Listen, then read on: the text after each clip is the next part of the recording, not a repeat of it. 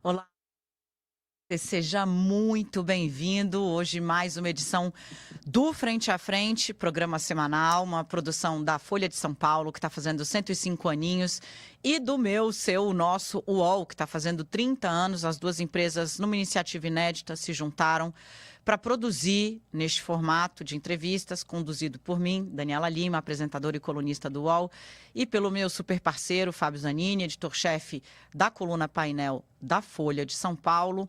Perguntas para personagens relevantes que participam dos rumos da história do Brasil e da tomada de decisão no país nesse ano de 2026, de uma disputa que nem começou e já é histórica. O convidado de hoje, não é que ele não foge à regra, talvez seja exatamente pensando em pessoas como ele que um programa como este é concebido. Eu explico. Na ditadura, ele fez história. Aliás, ele é um personagem quase que mítico, por ter saído do Brasil, mudou de rosto, morou fora, tentou escapar, volta, faz a luta contra o regime militar. Participa da fundação de um partido político, o principal partido de esquerda do país até hoje. Ele sobe a rampa da presidência da República em 2003 com Luiz Inácio Lula da Silva. Foi um dos principais conselheiros de campanha, da campanha vencedora de Lula depois de 3 tentativas. Assume um posto muito importante, ministro-chefe da Casa Civil. E sai de campo, sai de cena, na maior crise enfrentada pelo presidente da República até ali, o Mensalão. Ele foi preso no Brasil, ele cumpriu pena no Brasil. Ele viu colegas, vários, delatarem não só a ele, mas o próprio presidente e muitos companheiros de militância. Nunca falou nada na justiça que não fosse a favor de sua própria absolvição. Cumpriu a pena, hoje volta a disputar eleições. O convidado de hoje, por óbvio, você já matou a charada, o nome dele é José Dirceu. Ministro, deixa eu agradecer aqui muito a presença do senhor no Frente a Frente de casa. Deixa eu explicar para quem está nos acompanhando. Sempre gosto de ser didática aqui, hein, ministro? O senhor sabe que nos dias de hoje custa nada. A gente faz sempre referência ao último cargo, ou o cargo mais relevante. José Dirceu, como eu disse, foi ministro da Casa Civil, chamaremos aqui de ministro. O ministro está passando por um tratamento de saúde contra um câncer. Quero saber de saída como é que estão as coisas e exatamente por isso agradecer a presença, o esforço e, claro, não abandonou a Copa, né? O pessoal aí largou a Copa para viver o senhor está trazendo a Copa na cabeça. Daniela, Zani, muito obrigado ao UOL, muito obrigado à Folha pelo convite. Realmente eu estou enfrentando um linfoma no duodeno, agressivo. Pelo tamanho do duodeno, que tem 32 centímetros, ele é grande, mas é curável. Estou em boas mãos, no Sírio-Libanês. Grande parte dos médicos são da minha geração, são meus amigos. Estou fazendo a quimioterapia, vou para a terceira quimioterapia dia 29. Felizmente, eu lembro da quimioterapia, da radioterapia do Lula em 2011. Evoluiu muito a medicina. Felizmente, os efeitos colaterais não estão tão graves como antigamente. Lógico que cai a imunidade, o cansaço é grande, mas eu tenho dormido bastante bem, tenho me alimentado bem, tenho apetite, consigo trabalhar em casa, evidentemente. Escrever, estou lendo muito, mais, e também estou participando indiretamente da campanha por telões, videoconferências, entrevistas, vida que segue. Né? Tenho que vencer essa batalha e com fé e otimismo. Eu diria que o linfoma escolheu o cara errado para brigar. Porque, né? Tem alguém que gosta de câncer de rins, hein? Tem alguém que gosta de uma briga, é o senhor. É o módulo perífico periférico. O nome é bonito, mas é câncer de rins externo, né? Que o rins é um feijão. Então, externo cura hoje. Curou com abrasão por radiofrequência, que é uma agulha que entra. Depois eu tive hematoma subdural em 23, né? Não morri porque fui para o hospital. Eu sentei na cadeira na entrada do hospital, só acordei na UTI. Mas, felizmente, estou chegando aos 80 anos, né? Espero viver como a minha mãe até os 97, ou como o presidente Sarney, que está aí com 96 anos na ativa. Tenho E sempre me preparei para isso, né? Eu nunca fui de beber muito, de fumar muito, sempre fiz exercício, sempre fui muito disciplinado, né? A vida Bom, é assim, um pouco de disciplina e um pouco de sorte. vai dar certo, fazemos aqui, né, Zanini, nossos Sim, melhores com votos aí. certeza, vai dar tudo certo. Agora Ministro. chega de falar de coisinha pequena, porque para o senhor, com o histórico está a seu favor, entendeu? Então, vamos falar de política, ministro. Digamos que não é a semana mais feliz para um personagem que o senhor conhece há muito tempo, e eu acho que pela trajetória que eu descrevi muito brevemente aqui, o senhor talvez entenda exatamente aonde ele está agora. Na verdade, o senhor viveu isso à enésima potência, mas o senhor certamente sabe identificar onde ele está agora. Estou falando do líder do governo no Senado, Jacques Wagner. Está fazendo hoje, agora há pouco, veio a notícia, uso do seu jus esperneandi, pedindo ao Supremo Tribunal Federal, ao ministro André Mendonça, a anulação da operação da PF de busca e apreensão nos endereços dele, por conta das ligações com o Master. Ministro, tem uma coisa que me marcou muito na trajetória do senhor sempre, foi... eu não diria o silêncio, porque o senhor sempre foi muito vocal, né? Em sua defesa e na defesa das suas ações e da ação do governo, em especial do qual o senhor fez parte muito vivamente. Jacques Wagner fez o oposto, ele usou o presidente da República como escudo. Ele disse que o Lula se solidarizou com ele e tratou a operação da PF, chefiada pelo Andrei Passos Rodrigues, homem também da confiança do presidente, como uma tentativa de desestabilizá-lo. Seu colega erra, ministro? Veja bem, primeiro, o Jacques Wagner, pela história dele, pela vida dele, de deputado, de governador, de ministro de Estado, de secretário de Estado, de liderança sindical, de falou do PT, ele tem o direito à presunção da inocência, tem o direito ao devido processo legal, contraditório, e o ônus da prova acaba acusado. Então, ele, evidentemente, vai se defender. A questão dele ficar ou não na liderança do governo é uma questão de foro íntimo dele e do presidente da República. O presidente pode demiti-lo e ele pode pedir demissão. Até agora isso não aconteceu. Eu entendi que eles vão se encontrar e vão tomar uma decisão. Cada um adota aquilo que considera adequado no momento político, na crise que está vivendo.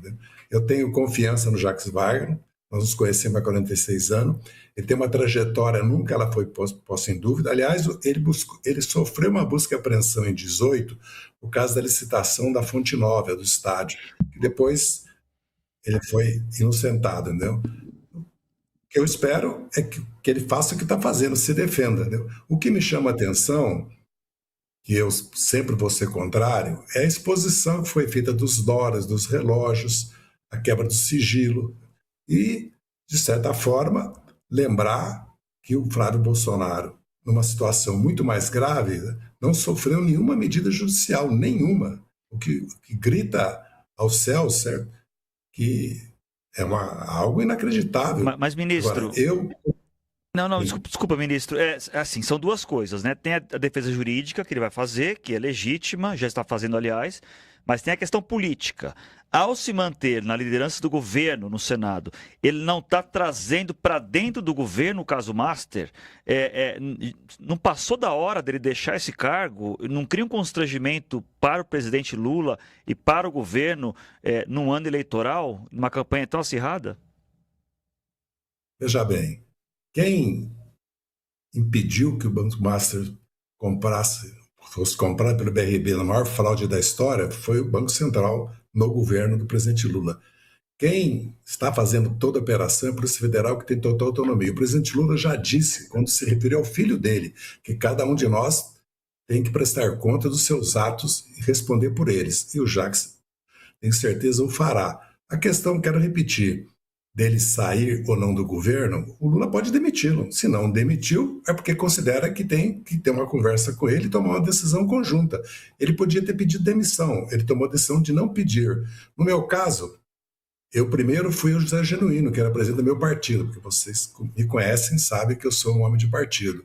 E conversamos, avaliamos a situação. Eu disse, Genuíno, eu vou pedir para sair do governo para me defender, que era uma ilusão minha, que eu não teve defesa nenhuma, eu já estava condenado. Eu fui linchado depois na Câmara, fui cassado, depois fui condenado em 2012 pelo domínio de fato. Mas A verdade é que ele terá que tomar decisão. Se ele não está tomando essa decisão, é porque ele está convicto da inocência dele. O Lula e ele, ao se reunir essa semana, tomarão uma decisão seguramente, senão passará de amanhã ou quarta-feira.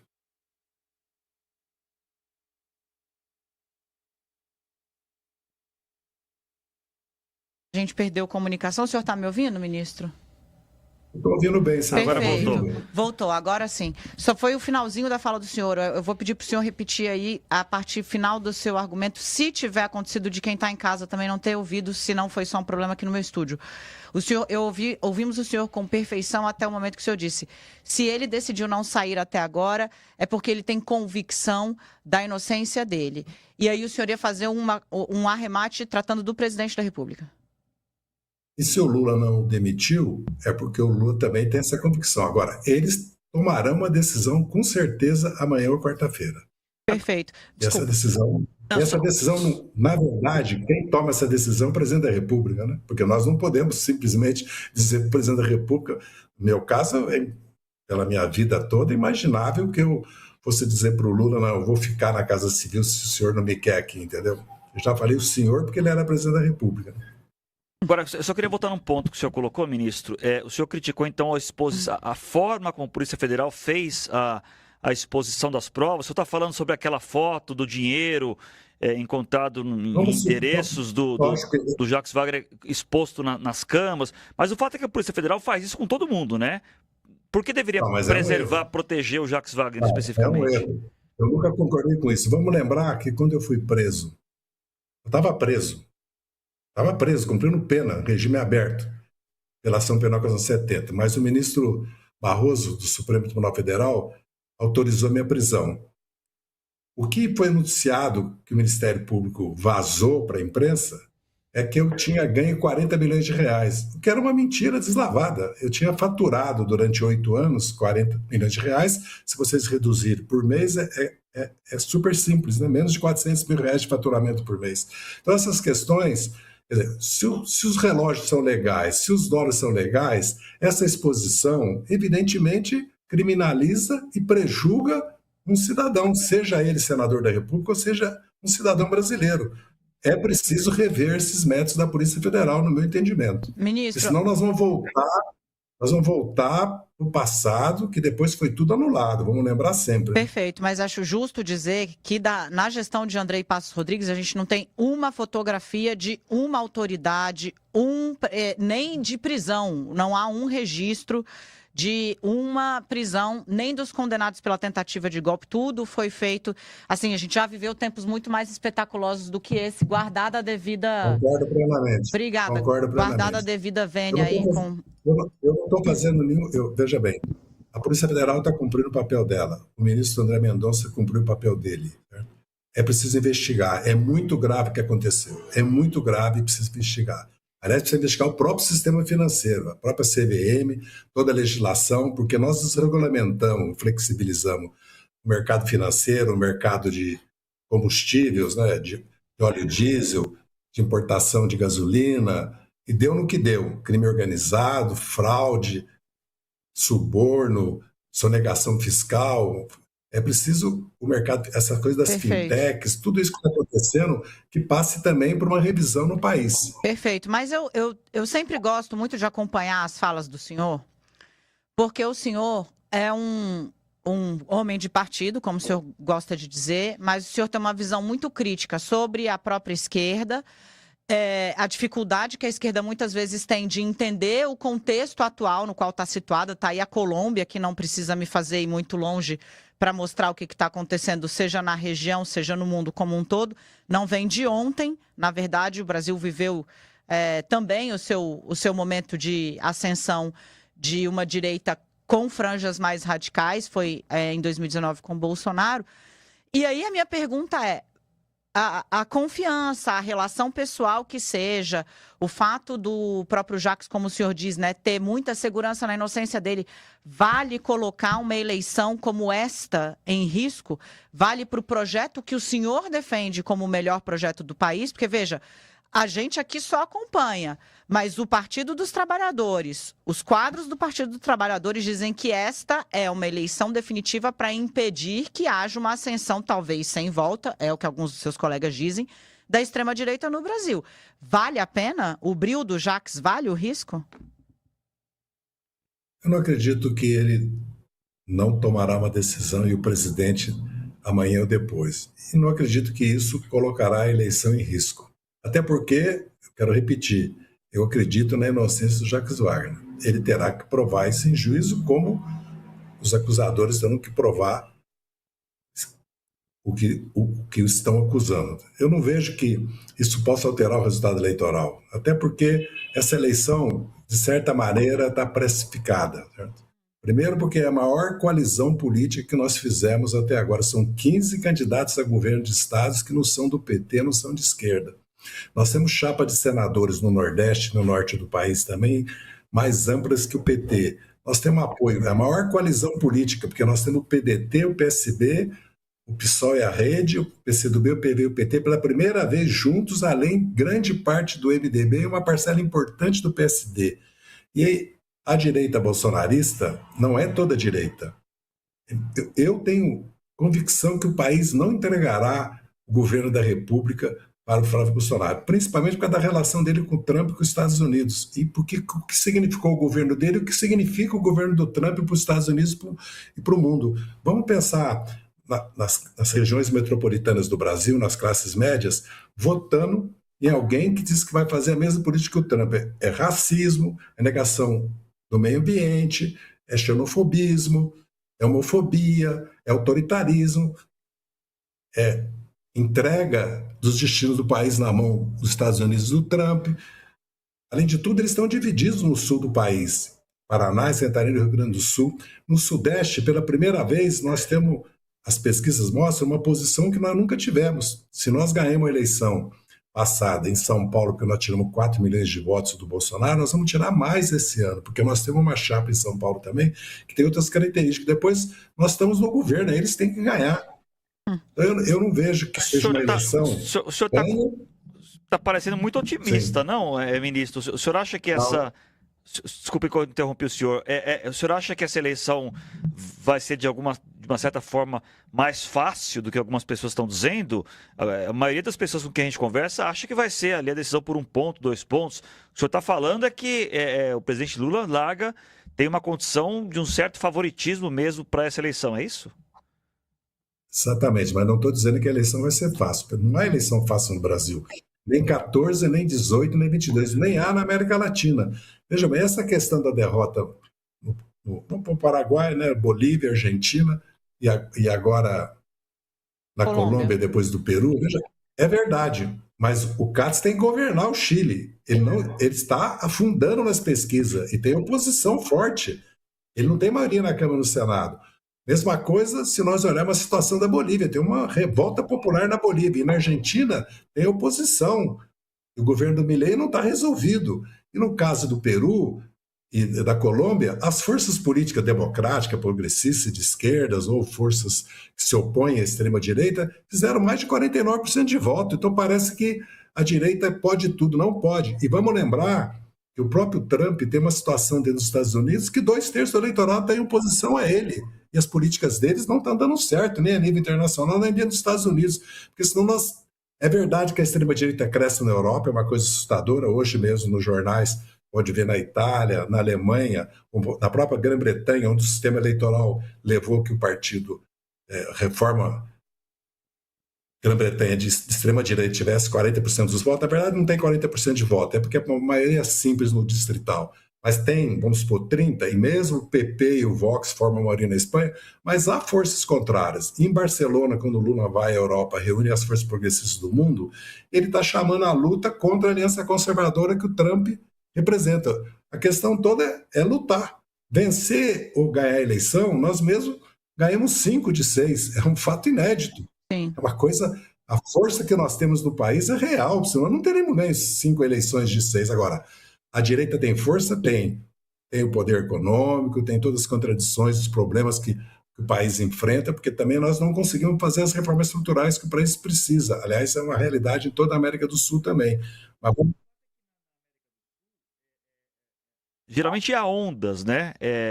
A política se move em ondas que vão na ditadura militar, depois na redemocratização. Houve a primeira onda rosa ou vermelha no começo desse século, depois houve uma segunda, e agora há uma onda de direita, claramente, na América do Sul, e Brasil e Uruguai, e a Venezuela numa situação meio específica, mas enfim, são os últimos que restaram de esquerda, tudo indica. O senhor não se assusta com isso e com a possibilidade dessa onda chegar ao Brasil em outubro?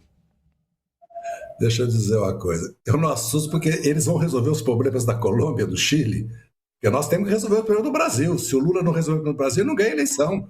Tem que dar resposta para a juventude, que está na tecnologia, que quer empregos melhores. Para as mulheres, que querem o fim da violência, do feminicídio, e querem lugar na sociedade. Tem que dar resposta para milhões de jovens formados e para a juventude do consumo da roupa, do celular, da moto, do lazer.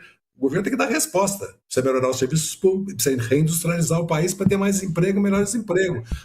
Então, os desafios estão postos. Eu quero repetir, nós temos condições de vencer a eleição no Brasil. Eu não vejo favoritismo do Flávio Bolsonaro nessa eleição.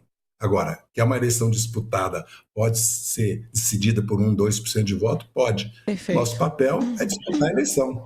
Ministro, vamos falar do papel de vocês, então, né? O senhor citou aí, são 15 candidatos a governador que não são do PT, mas tá bagunçado a beça o palanque em estados onde ele não poderia estar. Quer dizer, a boa literatura política, que o senhor escreveu algumas páginas sobre estratégia com as próprias mãos, recomendaria que estivessem ajustados a essa altura do campeonato. Eu vou começar fatiando e passando aqui, vou pedir para o senhor me ajudar para a gente conseguir passar pelos 3 estados-chave. O que vai acontecer com a chapa do PT em São Paulo? O Márcio França, agora, do PSB, está dizendo que pode voltar a ser pré-candidato ou candidato a governador para tentar ajudar a levar para um segundo turno. Veja, está claramente descontente com o arranjo que vem se firmando de ter aí Simone Tebet e Marina Silva como pré-candidatas e talvez confirmadas ao Senado. Vamos começar de São Paulo, eu quero passar depois por Minas e Rio de Janeiro. Bem, primeiro, em São Paulo, nós temos tão privilegiado, uma chapa que tem a liderança do Lula e do Alckmin no interior de São Paulo, inclusive, com Haddad, Marina e Simone, é uma chapa excelente, é a primeira vez. Vamos lembrar que nós sempre tivemos 32%, 33% de votos aqui, com exceção dos momentos de crise 14 e 18, desde a primeira candidatura do Genuíno. A Marta quase já foi para o segundo turno em 98. Então nós temos condições em São Paulo de disputar essa eleição.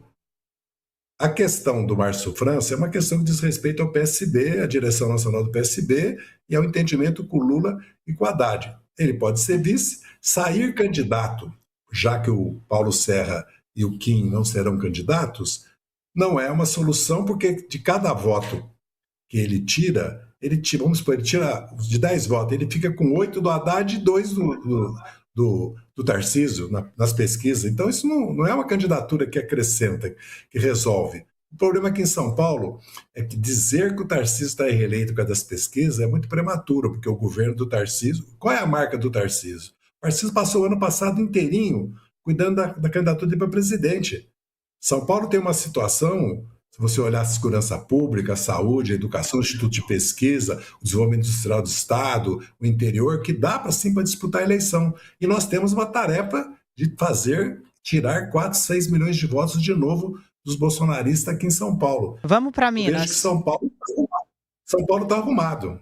Essa questão do Márcio França vai... O senhor está otimista demais. O senhor está otimista. Sabe por que vai resolver? Porque nós temos um acordo nacional com o PSB. Perfeito. O Lula, semana passada, gravou um vídeo apoiando o João Campos. Vocês viram. Entendeu? Então, nós temos um acordo nacional. É uma questão... O Márcio França é uma liderança importante, é uma liderança que tem peso, nós temos que respeitá-lo, mas tem que ter uma solução política, que a principal questão é a reeleição do Lula. Então, a boa literatura também diz que quem não ganha eleição em Minas não ganha eleição no Brasil. Cadê o palanque de Minas Gerais? Mas independente do palanque, o Lula está bem nas pesquisas. O palanque de Minas é mais complexo, porque à medida que o Rodrigo Pacheco saiu da disputa, o nome que nós temos é Marília Campos. Aliás, as pesquisas com ela como de candidata a governadora são excelentes. Ela tem uma decisão de não aceitar ser candidata ao Senado, que ela está muito bem também. Essa é uma questão política que o presidente Edinho, o presidente Lula e o PT de Minas Gerais têm que resolver. Porque outra opção que começou a se levantar, que é o candidato do MDB, certo? A posição do PT é muito contrária. Certo? A questão do Calil também, o próprio Calil não está interessado numa aliança. Então, é realmente um problema. Isso não quer dizer que nós não tenhamos força em Minas para o Lula disputar a eleição, mesmo com um palanque que não seja o Rodrigo Pacheco, entendeu? Ou não seja o Josué Alencar, não seja o José Gomes, não seja Sim. outro nome, entendeu? Nós vamos encontrar uma solução em Minas, seguramente, porque todo mundo tem consciência em Minas da importância de Minas. Para passar esse Na hora pinga-fogo H, aqui, diga. Na hora H, cada um vai ter que tomar sua decisão, inclusive a Marília Campos. Para fechar esse pinga-fogo aqui, Rio de Janeiro. Rio de Janeiro vai bem, obrigado. nós temos Aquele abraço. Está em primeiro lugar nessa pesquisa, e tem uma Benedito da Silva que está competitiva. Mas tá, de novo, o problema é na chapinha, é no Senado, né? Na hora de fazer todas as vontades se encaixarem ali, de novo tá faltando, apesar de serem 2 as vagas, está sendo pouco. Não, mas veja bem, não é impossível Pedro Paulo e a Benedito ser eleito. Há um eleitorado no Rio para eleger Benedito da Silva. Ela tem história, tem imagem, tem carisma, e nós temos força para isso. E temos candidaturas para a Câmara dos Deputados, para a Assembleia Legislativa, muito forte. E tem a candidatura do Paes, que é uma candidatura consolidada. Quem está com problema é o ex-governador Cláudio Castro, é o candidato dele, o Douglas Ruas, são os outros candidatos. Porque também a direita está muito dividida em termos do Senado. Aliás, está dividida em vários estados, no Paraná, em Santa Catarina, no Rio Grande do Sul, para governador, e em vários estados, inclusive aqui em São Paulo, que vai surgir divisão também. Eu vejo que o Rio de Janeiro está bem encaminhado, inclusive o Espírito Santo, onde nós temos uma candidatura sólida do PT, certo? E temos condições também do Lula ter um bom desempenho no Estado. Ministro, queria falar sobre o seu caso político, mais especificamente. O senhor é candidato a deputado federal, pretende voltar à Câmara dos Deputados 20 anos depois do caso do Mensalão, e tem até outros 2 companheiros de partido seus que estão na mesma situação, né? Também foram caçados ali, foram, enfim, atingidos, melhor dizendo, pelo Mensalão, e agora são candidatos, que é o João Paulo Cunha aqui em São Paulo e o Delúbio Soares em Goiás. O senhor diria que, para o senhor especificamente, mas falando dos 3 de maneira conjunta, essa volta, né, essa tentativa de retorno à Câmara, à política eleitoral, seria uma espécie de reparação histórica? O senhor enxerga, assim, como uma reparação histórica a sua eleição, a seu retorno eventual para a Câmara dos Deputados? Primeiro eu vejo como uma missão, porque o presidente Lula, uma longa conversa comigo, com o presidente Edinho, que não era presidente ainda do PT, me convidou para voltar para a direção do PT, trabalharmos junto para a eleição do Edinho, um trabalho que nós só começamos, que é a reconstrução do PT, que eu vou me dedicar nos próximos anos, que eu voltasse para a Câmara dos Deputados para ajudá-lo. Eu fui deputado 3 vezes aqui por São Paulo, a última por 560 mil votos, certo? Eu vou disputar a eleição com o seguinte objetivo: sair de 11 deputados e ir para 15, porque nós temos candidaturas como a Luna Zaratini, o próprio Edinho Silva, o João Paulo Cunha e outros candidatos, certo, como o meu próprio nome, que podem aumentar a votação do PT de 3 para 4 milhões para a Câmara de São Paulo, porque esse é o objetivo, e aumentar na Assembleia também Legislativa, que nós já temos 19 deputados, o Suplicy é um puxador de voto, aumentar e apoiar o Haddad e as nossas senadoras para elegê-los. Esse é o objetivo. A questão do que aconteceu comigo na minha cassação da condenação da ação penal 470, já que toda a questão da Lava Jato foi anulada, na verdade, já estava arquivado, prescrito, absolvido na maioria das questões. Prescrito, infelizmente, porque eu ia ser absolvido, mas o Supremo anulou. Evidentemente que eu fui cassado, é bom lembrar, sem terminar a CPI, que aliás nunca me convidou para depor, sem terminar o inquérito do Ministério Público, eu fui cassado. Imagina hoje em dia quantos já teriam sido cassados, hein?